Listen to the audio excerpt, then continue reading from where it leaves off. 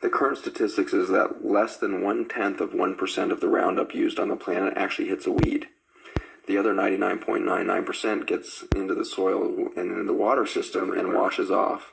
And so we are now seeing the runoff from these farms and in the water table itself. So we have fossil aquifers in the United States here that run from Canada all the way down to historically Mexico that is now dried up. We've turned over 1,000 square miles of Texas into desert over just the last 20 years from sucking water out of the ground. Mm-hmm.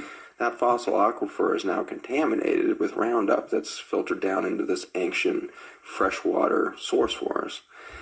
And then in the same moment, you've got the Mississippi River, which collects over 80% of all of the Roundup in the country. And then it's evaporating the whole time, so it's going into the air that you breathe, and then it goes into the clouds, and then it rains down on us.